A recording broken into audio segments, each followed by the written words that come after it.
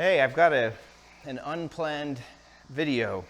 I was just grinding a railroad spike bottle opener, as you can see here. So I was just grinding this, and I thought, man, it was getting hot. I thought, I wish I had more water. I need to cool this off. And then I remembered, I went to all the trouble to buy the stuff to put some type of water mister here. So I thought that I would fumble through it, work it out on camera and video my process. So this is what I got. I got this on Amazon, flexible hose, and then I've got an air in and a water in with two metered valves. I got this magnetic base on Amazon as well. There's one single threaded hole on top, I believe it's M8. I took a small piece of aluminum plate, spotted, drilled, and machined this little spacer out of aluminum for these two screws. Yeah, that's right. I think these are just 1024 English thread, something I had laying around. So I had to drill and tap this plate for these two screws to mount it there. So it's all mounted together. It'd be great if this spraying unit was already had an M8 bolt on the bottom just to go into this magnetic base. That would make it easier. Okay, so the plan is, I'm going to stick it somewhere on the grinder and point the nozzle at my work, keep my work in my grinder cooler. So I've played around with different places to put this, but I think what I like the best is right here. I'll swing the camera around so you can see. Is right here. That's my air compressor, by the way, just doing a water purge right here. And then I can adjust this as needed and then run my work through. Okay, so I've got this. To get air to it, I've got this little standard brass air fitting male that I can just take my hose from the other shop and just clamp on. So wherever I put this, if I put it on my manual mill, let's say I want it there, I can just take my air hose and clamp it on, and then it's more flexible that way. And I've screwed it on this other brass fitting that goes to, I believe it's an 8 mil air line. So that goes here, this goes to there. And then for the water, I just reclaimed an old tomato juice bottle. My wife likes tomato juice in the morning for breakfast. Got one of these. I'm going to poke a hole in the top and then feed this hose through that hole. And then this will reside in that tomato juice bottle with water. So where to put all this? Probably put the water right here. And then the air can come under the door there and just hook in just somewhere out of the way, right? And it doesn't even have to be super long, so I think I'm just going to use this offcut right here.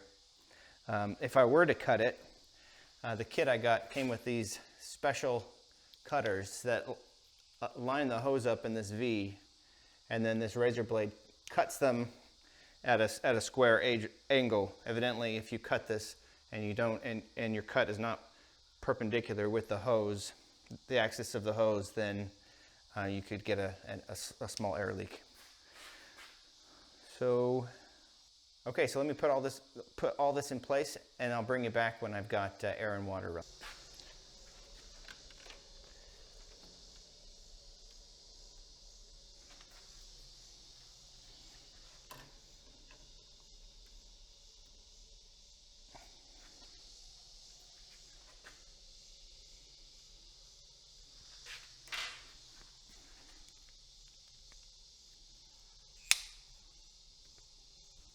Now I just need the air hose.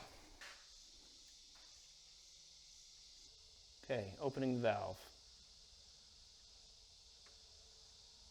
Nothing's happening.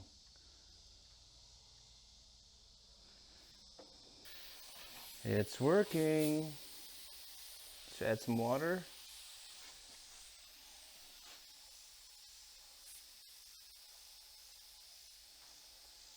How do you add water?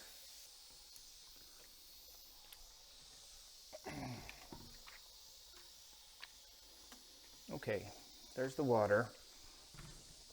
Does it need to be higher? There it goes.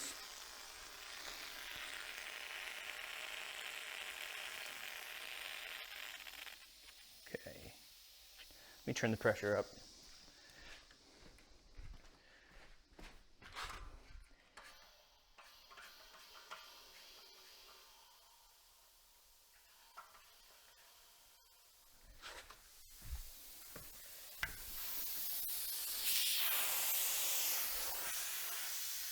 Turn the air a little bit down.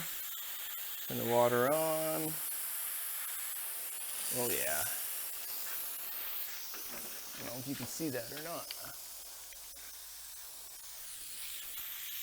A little more water.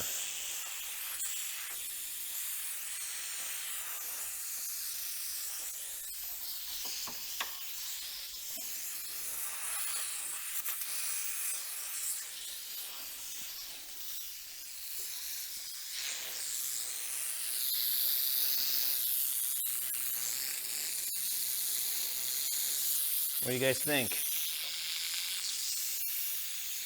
Above the work?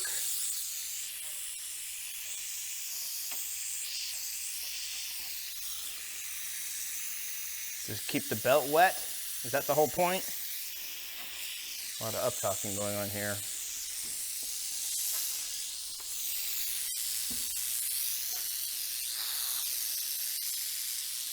My question is, does the water supply have to be above this for the water to continue? Is it a siphoning action, or is the air sucking or helping the water through this?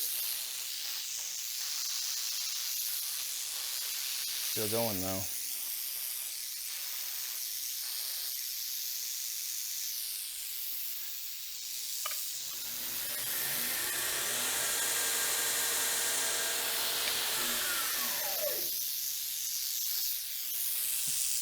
Let's see here.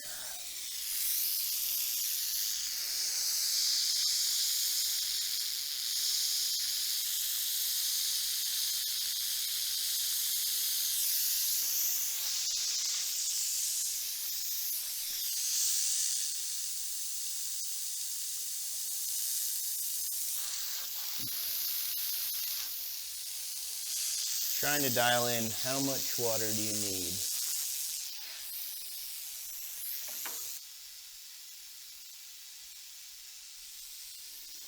Tell you what, let me get my apron on and put this puppy to work, see how it does.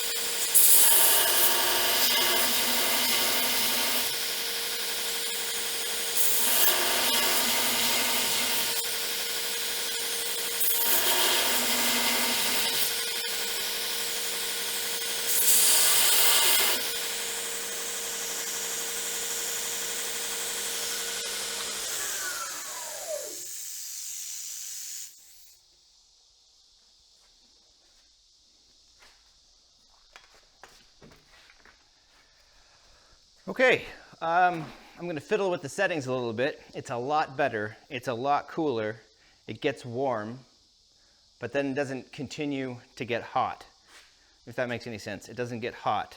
It doesn't completely cool it off, but I'm very pleased. Thanks for tuning in.